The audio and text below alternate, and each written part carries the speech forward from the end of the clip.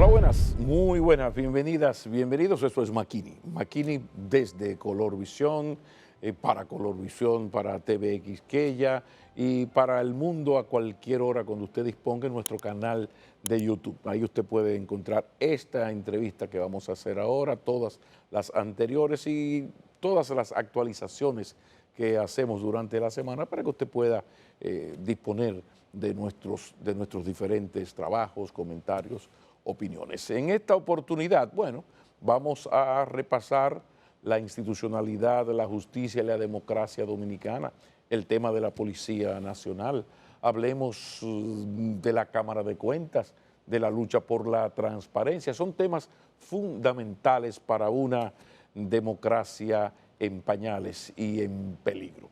Por eso es todo un placer informarles que después de la pausa vamos a hablar con el vicepresidente ejecutivo de la Fundación Institucionalidad y Justicia, Servio Tulio Castaños Guzmán. Después de la pausa, no se vayan muy lejos.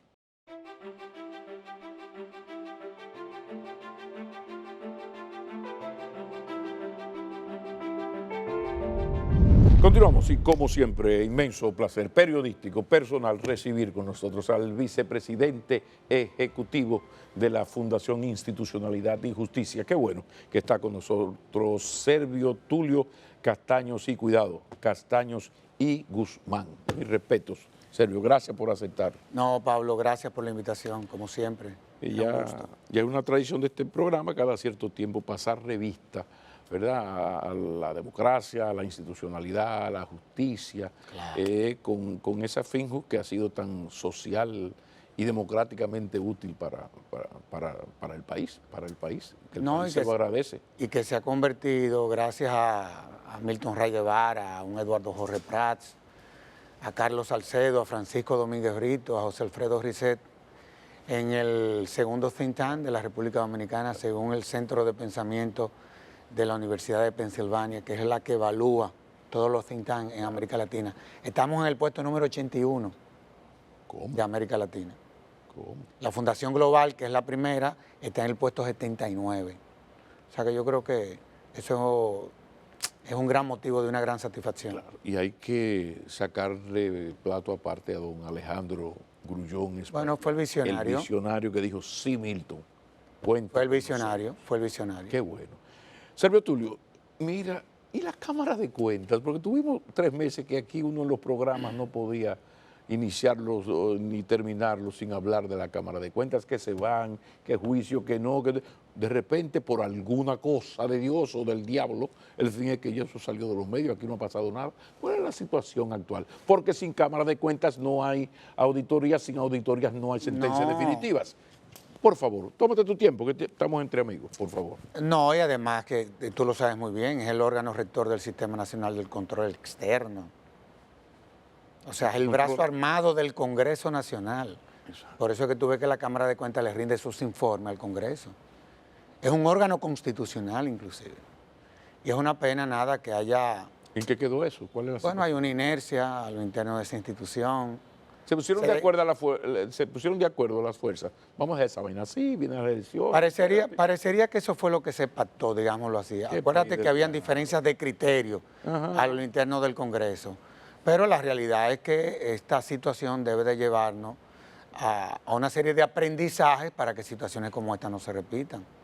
Porque como tú muy bien dices, imagínate tú, nosotros no tenemos un órgano. Primero, la institución ha perdido credibilidad. Si una credibilidad que creíamos que se iba a recuperar con quienes fueron electos en esta ocasión, que dicho sea de paso, desde un principio le estuvimos apoyando todos los sectores, todos. Y con buenas credenciales en términos de currículum. Sí, lo que pasa es que, y es bueno que esa sea una de las lecciones que se aprendan desde el Estado, para tú ocupar una posición en un órgano constitucional, yo no estoy desmeritando a ninguno de los miembros actuales. No, yo no. Esa gente tiene una serie de competencias, en fin. Pero para tú ocupar un órgano constitucional, tú tienes que tener una experiencia de Estado. Los órganos constitucionales, sobre todo los colegiados, son muy complejos. Tú, por ejemplo, generar consenso en un pleno, eso tú se lo puedes preguntar inclusive hasta Milton Rey Guevara, que tiene un pleno que lo conforman 13. Wow. O sea, tú tienes que tener una serie de habilidades y tener una inteligencia emocional que evidentemente es lo que se impone. Por tu experiencia te pregunto, ¿eso realmente se toma en cuenta o se pasa de lado en las evaluaciones? ¿Se queda Yo pienso mucho que en maestría, la vaina? no, es que los bachillerato? currículos son importantes. Son importantes, evidentemente que sí, el conocimiento. Pero otra cosa son los temperamentos, ¿tú entiendes? Por ejemplo, los mecha corta como que no son buenos para eso, ¿verdad? No, porque tú a fin de cuentas tienes que tener carácter, pero consciente de que aún tú creyendo tener la razón, no perder el juicio. Por ejemplo, tú sabes que a uno lo ha tocado manejar en muchas comisiones. Por ejemplo, a mí me tocó manejar y ser el coordinador de la Comisión para la Transformación y Modernización de la Policía. Eran 20 miembros. Yo no podía en ningún momento decirle a ninguno de esos miembros que no tenían la razón. ¿Y qué miembros? No, gente de alto calibre, de alto calibre. Pero a mí jamás se me ocurrió decirle a nadie, tú no tienes la razón. Yo pude haberle dicho, mira, vamos a revisar eso, porque a fin de cuentas yo tengo otro criterio, no que tengo la razón. Entonces, ese es el manejo que se le da a órganos como eso. Por ejemplo, ¿cuáles eran los problemas que se le presentaban a la Junta Central en el pasado?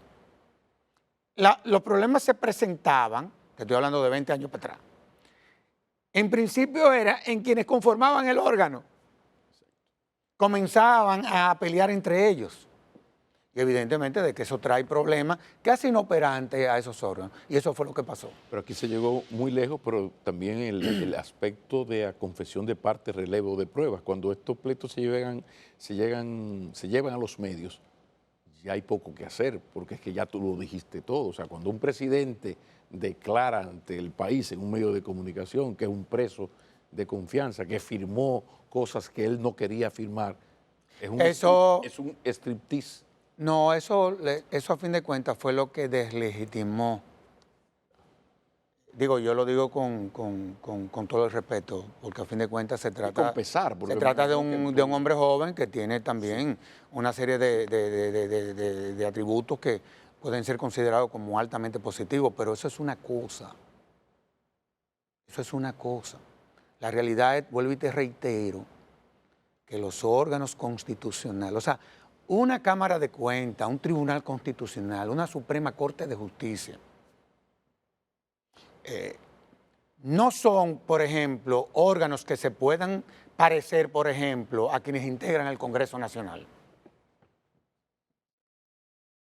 Que ahí se aceptan su michita corta de Claro, vez en cuando, porque el debate.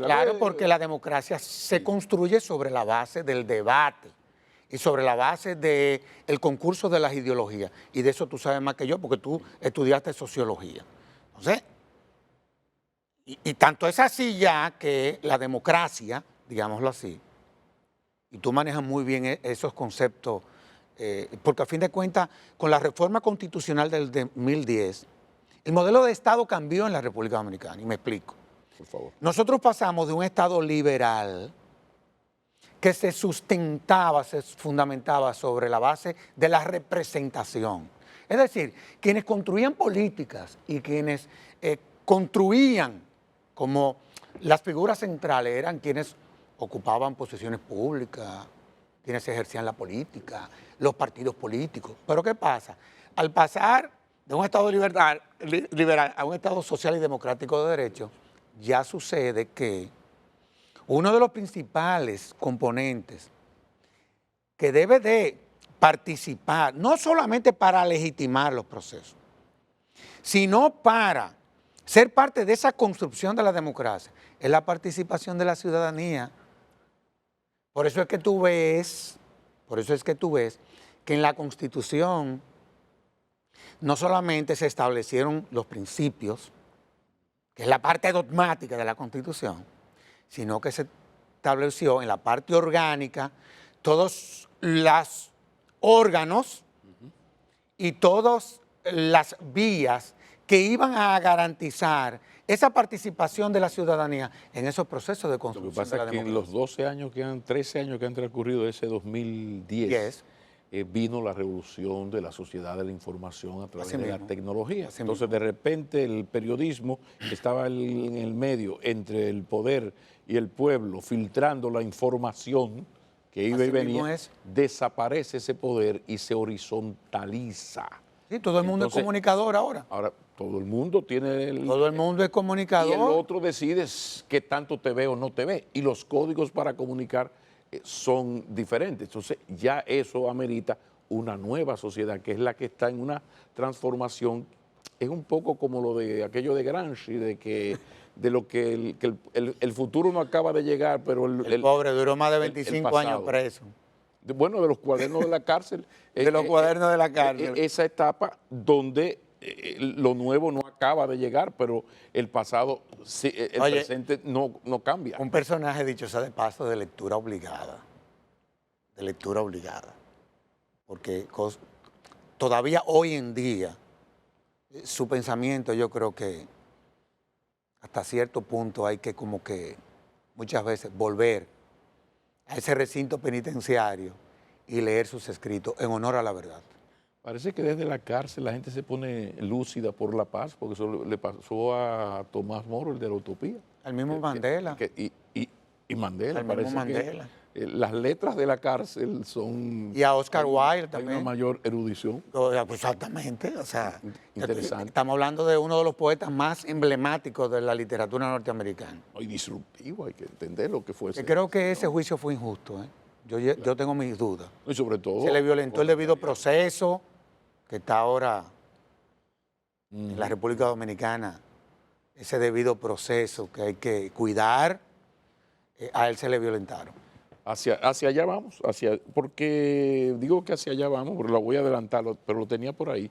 Lo de esta solicitud de participación ciudadana a la Suprema Corte de Justicia para que se aceleren los procesos. Uno como que le llamó la atención porque quizás en términos formales, qué sé yo, participación ciudadana podría asesorar al Ministerio Público, que el Ministerio Público entre en contacto con el poder de los jueces, pero que llamó la atención ese comunicado. ¿Cuál es la situación? ¿Qué es lo que no hemos visto? Pero ese comunicado se fundamentaba, ¿en qué se basaba la petición? Acelerar los procesos judiciales en marcha. ¿Pero sobre qué base? Te voy a decir por qué. Ajá, de la Te ley. voy a decir por qué. Y no quiero entrar yo la carta no la leí, pero te voy a decir lo que es un proceso. Uno desde fuera lo que ve, caramba, qué extraño, una participación en un asunto tan entre dos instituciones, se vio como un celo, que esa es la pregunta, ¿es celo institucional o exigencia de que un lawfare se aplique? No, Porque a veces hay institucionalidades muy subjetivas y memorias selectivas. Mira, vamos por partes. A ver. Lo de lawfare, que eso no existe en este país, porque es tú utilizar la justicia para perseguir políticamente. Vamos a estar claros, eso es lo que significa eso. Inclusive es un término que viene desde los Estados Unidos. Ahí fue que se acuñó. Mira lo que te voy a decir, Pablo Macchini. Los procesos hay que cuidarlos y hay que preservarle los derechos, así como se le preservan los derechos a las víctimas. Hay que preservárselo a los imputados. Yo he visto que hay una queja, yo no sé lo que dice la Carta de Participación Ciudadana, pero voy a partir de la queja que hay de ciertos sectores de cómo se han venido manejando esos procesos. De que van muy lentos. Es que tú no puedes renunciar como imputado a derechos que te lo da la Constitución, a derechos que te lo da el Código Procesal Penal. Es decir, un imputado no puede renunciar, tú no le puedes pedir a un imputado que renuncia a su derecho a la oralidad, a su derecho procesal y a su derecho constitucional. Y me explico. No, y te estoy escuchando atentamente. El artículo 318 del Código Procesal Penal. La pregunta es, ¿se puede, por ejemplo, en un proceso de esos que se está conociendo, pedirle al juez que resuma, para cortar el plazo, que resuma la lectura de la acusación? Si beneficia al acusado. No, espérate, para que tú veas cómo es. Eso es imposible y te voy a decir por qué. Porque el artículo 318 del Código Procesal Penal obliga a que el juez tenga que oír la totalidad del contenido de la acusación. Número uno. Y protege al acusado. Claro, pero espérate. Hay una decisión de la Suprema Corte de Justicia. No una, hay varias. Que en el hipotético caso de que a un juez o de que al Ministerio Público se le ocurra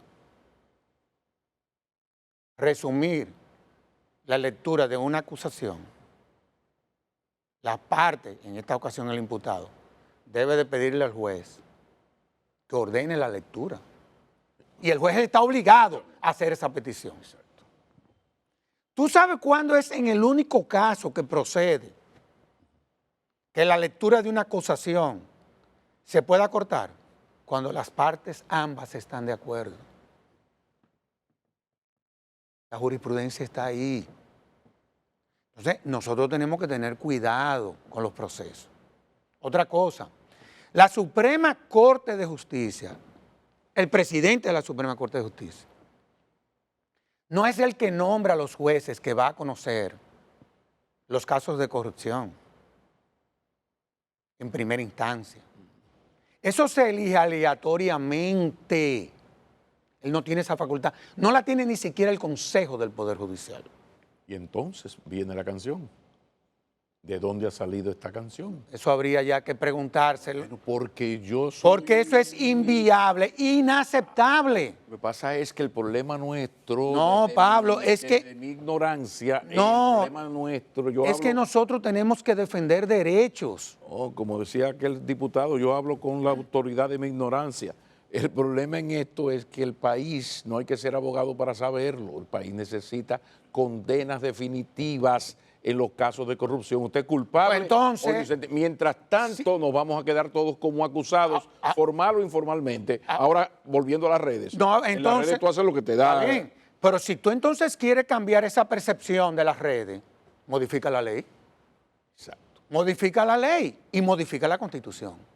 En fin, es preocupante. Vamos a ver en qué termina esto. No, pero mira, yo estoy preocupado porque sin sentencias definitivas nos vamos a quedar en el show este de las audiencias preliminares para determinar es medidas que de... yo creo mucho en las elecciones, Pablo. Mira, Bueno.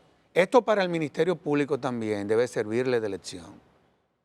Los expedientes no tienen que ser necesariamente tan voluminosos. Yo entiendo que muchas veces, como nosotros tenemos un código penal del siglo XIX, y hay modalidades del crimen, producto de la modernidad, que no lo contempla el Código Penal. Yo entiendo que muchas veces el Ministerio Público tiene que ingeniársela. Ahora va a tener que aprender la lección. Vámonos a una pausa, pero yo insisto, el país, la democracia dominicana, por su salud y por seguir siendo democracia, necesita condenas definitivas contra la corrupción. Si es amigo mío, lo iré a ver, si lo condenan. Pero cumpliendo con el debido proceso. Pero condenas definitivas, no este relajo de que yo lo extingo o se me olvida, o vengo, te saco la triste foto del tigre. Producción, póngame una foto de esa, de una de las víctimas, así. Otra cosa. Luego te descartan, pero queda tu foto, ya tú estás condenado socialmente. Pero entonces, son penas anticipadas. Muchísimas gracias. Vamos a la pausa, ya regresamos.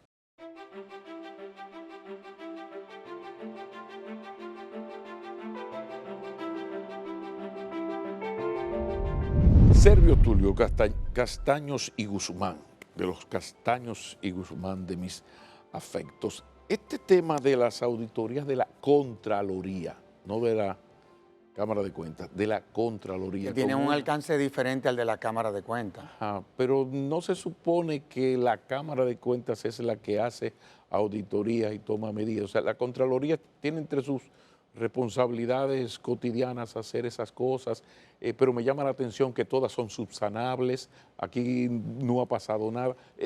Por favor, ayúdame, que yo soy de Baní, paso. Volvamos al control. Por favor, por favor. Bueno, ya la Contraloría es el órgano rector del control interno. Ok. La Contraloría es como el Espíritu Santo. ¿Por qué? Porque es el que te dice, no lo haga. Quítate de ahí. Si sigue, va a venir la Cámara de Cuentas. Te va a auditar. Y como las...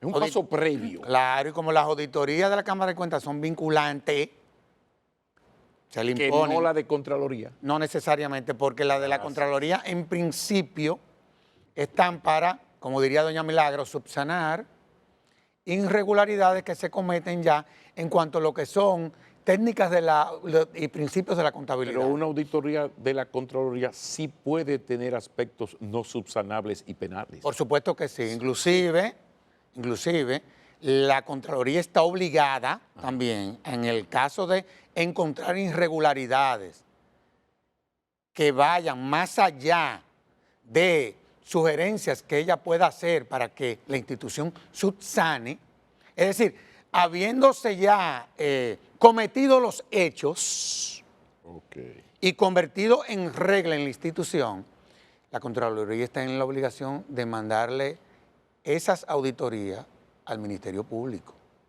Inclusive hay cosas que se han publicado en los medios, que hasta editoriales se han hecho eco, que van más allá de situaciones que se puedan subsanar, que se han convertido en prácticas. Como que hay algunas que no son tan subsanables. No, no son subsanables porque ya el hecho se consumó. El hecho se consumó. Pero déjame decirte algo. Palabras mayores. Y eso es así. ¿Qué es lo que pasa? Mucha gente se ha quejado de que la Contraloría esté haciendo públicas esas auditorías. Pero esa es una obligación de la Contraloría. Lo que pasa es que aquí eso nunca se había hecho. ¿Por qué es una obligación? ¿El hacerla pública o el hacerla y tramitarla institucionalmente? Pues son dos cosas diferentes. Las dos cosas. Pero ellos pueden hacerla y enviársela al Ejecutivo. Y hasta ahí llegó. No, en principio eso es lo que ellos han venido haciendo. O sea, la decisión es del presidente no de publicarla. No, en este caso, ¿por qué? Quizás es una política. Sale quizás porque es una política de Estado, quizás porque son instrucciones del presidente, un tanto para él fortalecer su política de transparencia. Eso puede pasar. La realidad es que tú y yo tenemos el derecho de saber cómo un ministerio y un funcionario están manejando los fondos públicos. Y a mí me luce, porque es una política de Estado, ningún contralor va a hacer eso sin que el presidente le dé esa instrucción. Eso no es verdad. Lógicamente. Porque eso es muy delicado. Lo que habla bien del presidente. Del presidente. Lo que pasa es que cada quien tiene que hacer su trabajo. El presidente quiere transparencia. Ordena que haya transparencia, ame la auditoría y pásala y vamos a publicarla. Ahora, la Contraloría, corrígeme, que el que sabe de esto eres tú, sí. La Contraloría debe pasar esto al Ministerio Público, que es el que dice... En los casos... Coño, pero mira, serio, esto no es subsanable. Claro, vamos a proceder. No, y en los casos en que se haya consumado... Y no se ha procedido en ningún caso, todos eran subsanables, todos. Mira, hasta el momento parecería... Qué bello. Parecería que no se le ha remitido al Ministerio Público ninguna de esas auditorías y tampoco el Ministerio Público la ha solicitado. Pues cerraron la Fuerza del Pueblo y el PLD tan cerrado. Yo creía que ellos estaban en campaña haciendo lo suyo. Bueno. No digo yo porque... Pero vuelvo y te digo, el hecho de que eso se haga público, y más que hacerlo público es que se pone en la página de la Contraloría, eso, la Contraloría ni está violando la ley, ni está cometiendo un exceso. Bueno, aplauso para el presidente que lo ordenó y la Contraloría. Pero eso es una política de Estado. Ahora, el asunto es lo otro. O sea, yo insisto, el problema está aquí, y tú y yo hemos hablado y tenemos años hablando del jodido régimen de consecuencias. Muy bien, transparencia. Presidente, aplausos. Perfecto. Contraloría, muy bien. Ahora, si hiciste la auditoría, Contraloría pasará al Ministerio Público, que sea el Ministerio Público que diga, porque doña Milagros tiene su... No, además doña sus Milagros, funciones en su preocupación por su ética. Y son Cuando estamos en el Ministerio Público. Mira, son sustentables, no hay problema, aquí no hay nada penal. Claro. Ahora, si hay algo penal, vamos al régimen de consecuencias, que ese es el problema nuestro. Porque, ok, pasó la auditoría, cometí un error, muy bien, y no pasó nada. Pero suponte tú también, porque yo creo que también la Contraloría tiene como atribución el de hacer sugerencias de naturaleza administrativa. También yo pienso que frente a auditorías que ha hecho la Contraloría, y tú y yo no queremos personalizar ninguna, porque no es el estilo de este programa, no, ni el de nosotros dos. No el tuyo. No, claro. Nosotros tenemos una visión de Estado y, en fin. También el Ejecutivo tiene, ¿tú entiendes? Porque también no es el Ministerio Público único y exclusivamente. Los sistemas de consecuencia no funcionan desde el Ministerio Público, también desde el Ejecutivo. Porque con amonestaciones y destituciones. Ahí voy, me ha llamado la atención porque a mí... Con amonestaciones y destituciones. A mí, yo he destacado mucho, he celebrado mucho que un presidente en medio de una campaña electoral tenga jardines colgantes de Babilonia y la decisión y la responsabilidad de hacer esto. Porque eso es como tú dices, eso, el Contralor no se va a meter en eso. Ahora, hecho esto, aplausos. ¿Qué vamos a hacer? Cité lo penal, pero tú acabas de poner el caramelito. Ajá. Y un jodido funcionario que comete irregularidades, que hay muchísimas cosas subsanables, pero que las ha cometido en los 3 años que tiene ahí, no funciona. O sea, llama la atención que entre todas esas instituciones con tantas irregularidades subsanables, no ha habido un régimen de consecuencias. Habría que ver, ya eso es otra canción. Lo cierto es que... porque... Habiéndose dado ese paso, lo que había que seguir era dando el siguiente, ¿verdad? Y tanta gente en la gatera.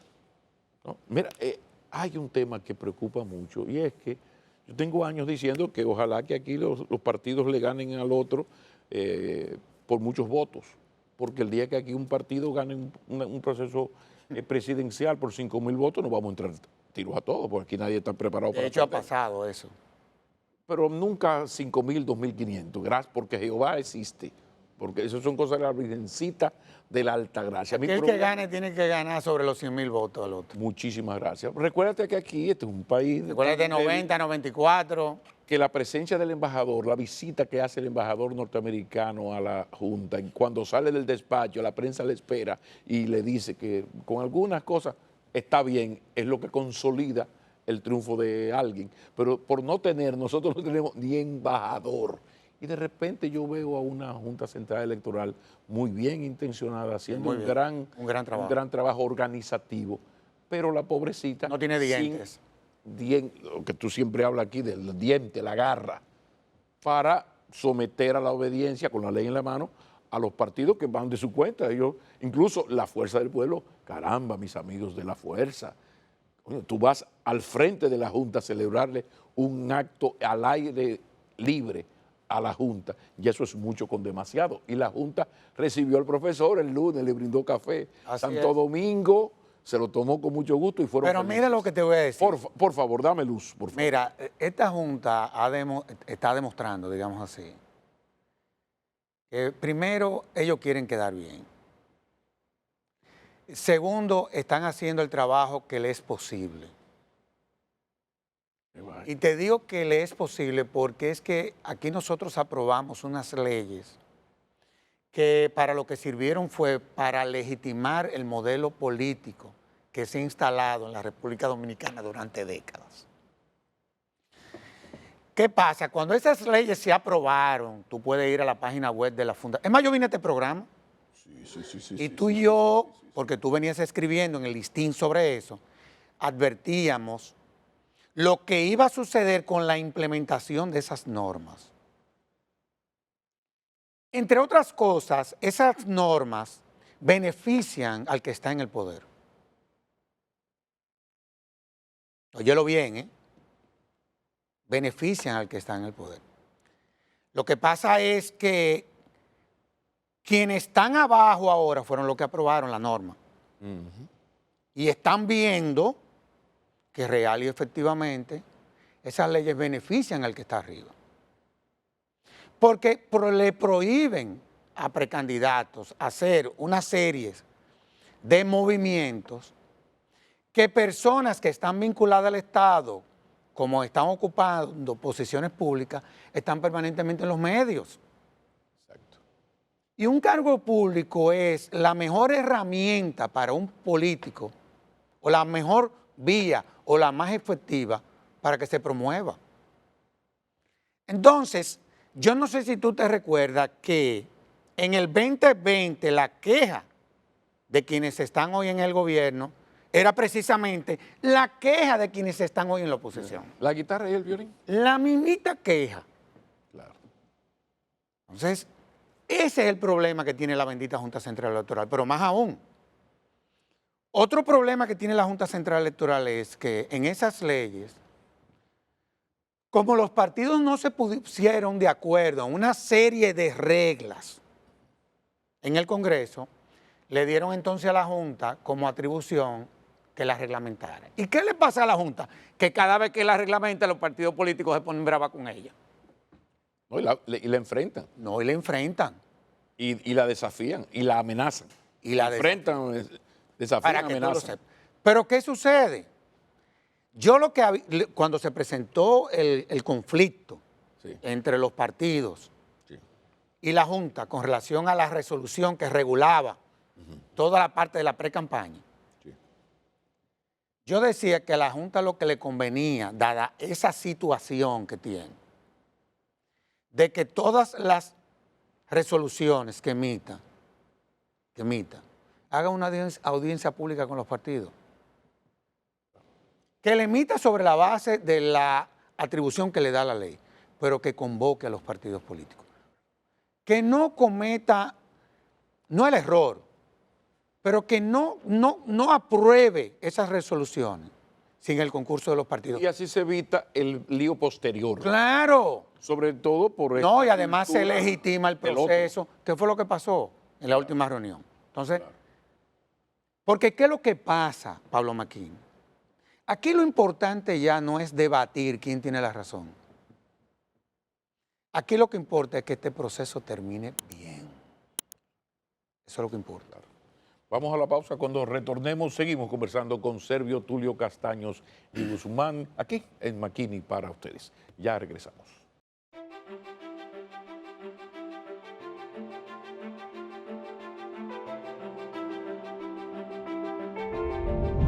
Servio Tulio, ¿y la Policía Nacional? Yo estuve en la semanal en la que se tocó el tema de reforma policial, la nueva, la reconstrucción de la policía, el tema de la inseguridad ciudadana, pero las cosas que están ocurriendo en la policía, ¿podemos hablar un poquito? Porque eso sí que interesa, recuperar, si es que alguna vez ha tenido esa confianza del ciudadano, la Policía Nacional. Y recuperarle también su dignidad. Claro. Porque es que todo lo que se está haciendo parte de un estudio que se hizo, de un diagnóstico. Y fue un diagnóstico que no fue una empresa que fue a los barrios para que los ciudadanos le dijeran cuál era la percepción que tenía de la institución. Eso se hizo después de ese diagnóstico. Fue un diagnóstico que se le hizo a la institución que partió desde sus miembros y desde los espacios en donde los policías laboran y desde las herramientas con que contaba la policía para realizar su labor y desde las aulas en donde los policías recibían sus capacitaciones. Otras comillas grandes ahí. Pero muy grande, muy grande. Es decir, desde los destacamentos, desde las direcciones de investigación, desde el Consejo Superior Policial. ¿Cómo se pudo llegar a tal deterioro? Que ustedes lo han confirmado, lo han visto, lo han informado. ¿Cómo se llegó a estos niveles? El Estado descuidó esa institución, o sea, el Estado la descuidó. Y es una institución que se acostumbraron sus miembros a laborar en esas condiciones. Porque la policía tiene un pecado original en su origen, eso valga la redundancia, un pecado en su origen, que es un poco que nace como fuerza represiva. Sí, Y luego claro. de la parte de represión política pasa a la corrupción, bandas de sicariato, Sí, pero el asesinato, mundo cambió. robo, y de repente uno veía el deterioro con el paso de los tiempos mientras un país crecía económicamente. No, y marchaba además, bien. no, ¿Cómo no se vio eso? con una institución de hombres armados que nunca se sometió a la legalidad. Yo te voy a poner un ejemplo. Porque esas son cosas que hay que repetirlas 1000 veces. Se aprueba una reforma a la policía, que la rechazaron en principio quienes en el Congreso desnaturalizaron la propuesta inicial de reforma. Pero sucede que esa propuesta normativa nunca se implementó. Nunca supimos, y se decía que era muy mala la ley.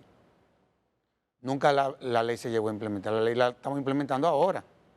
¿Por qué yo te digo que nunca se implementó la ley? Porque la ley mandaba para su implementación la aprobación de 19 reglamentos. Y nunca se aprobó ni siquiera el reglamento de aplicación general. A mí me tocó trabajar en 14, 14 reglamentos. ¿La propuesta inicial en qué año llegó al Congreso, más o menos? No, la propuesta de reforma fue en el 2016 que se aprobó. Llegamos al 2020 y eso nunca se implementó. Pero es que nunca ni siquiera se implementó la del 2004. Esa es la realidad de todo eso. Que yo oigo a algunas personas que estuvieron vinculadas a la institución, no, que la ley del 2004. Pero es que esa ley tampoco se implementó. Se conceptualizó mucho. Esa era una institución que funcionaba sobre la base de una serie de prácticas, digamos así, que se venían arrastrando. Y mafias en diferentes tipos de mafias, ¿no? Yo te diría que prácticas. Este brega con la mafia de los narcos, pero este es más serio, porque este es con la mafia de los combustibles. Este no, este es una pequeña mafia con ladrones barriales. No. Yo prefiero hablar de prácticas. Sí, prácticas, no, prácticas. Entonces, ¿qué sucede? Sí, de prácticas. Esa fue una forma tuya, Dios te la bendiga, pero que no te la... Bueno, es que tengo que tener una visión institucional. No, pues, entonces, ¿qué sucede? Pero había mafia, claro, eso lo dije yo. Bueno, por eso lo han dicho inclusive gente que salió de la policía, o sea, no lo hemos dicho tú y yo. Claro. Ni tampoco nunca lo hemos dicho. Exacto. Entonces, vámonos al aspecto educativo. 9 escuelas, cada una con sistemas diferentes. A los miembros de la institución, los programas de capacitación no llegaban 2 meses. Estamos hablando de una institución de hombres armados, ¿eh? O sea, un hombre ingresaba a la policía. Los conscriptos ingresaban y ya los 2 meses... La capacitación era de 60... No, 45, 60 días. Llegaban a disparar el arma 5 veces, 5 tiros durante esos 2 meses. Y yo lo lanzo a la calle, con la autoridad de ser pero, miembro de la policía. No, y además la forma de cómo eran instruidos, la forma autoritaria. ¡Cállese! Por eso que tú ves que en las calles... Porque hay una vena militaroide en la policía de toda la vida. Sí, pero acuérdate que esa es una institución que tiene otra naturaleza. Que ya debería tener, vamos a ver si... Pero ellos ya lo están entendiendo, ellos ya lo están entendiendo. Ajá. Además que hay muchos miembros de esa institución, yo te diría que la mayoría, que tienen bien claro hacia dónde debe de ir la policía, pero muy claro. Aquí este proceso se ha llevado sin tirar un tiro, ¿eh? Aquí hubo un grupo de policías que no quiso seguir en la institución y ellos se desvincularon de la policía. Otros han sido evaluados y han sido separados de la institución. Te voy a tirar un buscapié. No, ¿Era el que tú quieras. posible esa transformación sin que el presidente se la jugara? Eso es imposible. Y dijera, yo voy los lunes, aquí el jefe del Estado soy yo. Mira, los lunes yo voy a estar ahí. Una reforma a la policía... ¿Era posible? No, eso es imposible. Una reforma a la policía solamente es posible cuando el presidente de la República, que es su comandante en jefe, la dirige y hace el compromiso. Donde hay armas, como que la jefatura tiene que verla. No, es que esa es una institución muy delicada. Entonces, desde un principio, este presidente, por la razón que él entendió, asumió ese compromiso. Si tú ves el programa de gobierno del actual presidente, ese era uno de los principales puntos de la agenda. No me pregunte por qué. Cuando nosotros llevamos este proceso, que la gente nos criticaba de que porque nosotros no sabíamos de eso, pero es que nosotros no teníamos que ser expertos, porque a fin de cuentas nosotros buscamos a los expertos. Nosotros estábamos gerenciando un proceso. Esa es la palabra. No, que ellos no saben de eso. Gerente. ¿Y quiénes han dicho? Yo te he dicho a ti que yo sé de eso. Hemos gerenciado un proceso. Ahora buscamos los mejores expertos. Nos fuimos a Naciones Unidas, a la UNODO, y buscamos los mejores policías de aquí. Sí. Y construimos una proceso. Y buscaron la policía española, que es ejemplar en Europa. La española, la colombiana, la panameña, la norteamericana, buscamos 8 policías emblemáticas del mundo. Que deberían... Hasta la de Finlandia, la de Canadá. No, pero yo me quedo con que ustedes contraten el equipo de redes, el equipo mediático de la policía de España. Bueno, para que tú... Ejemplo global, ha ganado todos los concursos, todas las competiciones, todos los premios. Bueno, para que tú sepas, Pepe, tú conoces a don José, que fue ministro en España, es uno de los asesores de este proceso. Y es el que ha estado acompañando a este proceso en todo lo que tiene que ver con el componente educativo. Porque a fin de cuentas ese es el principal eje de la reforma. ¿Qué sucede? Que cuando llegamos se levanta el diagnóstico y evidentemente de que sobre la base de ese diagnóstico se hicieron una serie de propuestas que es lo que se está implementando. El primer objetivo es recuperar la confianza de la institución en los policías. Eso se está logrando. Y de los policías en sí mismos y que se sientan apoyados. No, por eso que tú ves que ya ganan sobre los 25,000 pesos, tienen una serie de beneficios que cuando tú haces una media, el salario real llega a unos 54,000 pesos. Y el filtro va funcionando. Va funcionando. Ir filtrando poco a poco. No sí, va funcionando porque acuérdate que la ley establecía que los miembros de esa institución tenían que ser sometidos a procesos de evaluación, que nunca se hizo. Solamente Franklin Almeida en una ocasión evaluó una parte de los miembros, eso hay que reconocerse al profesor Franklin Almeida, que hizo un buen trabajo. Sí.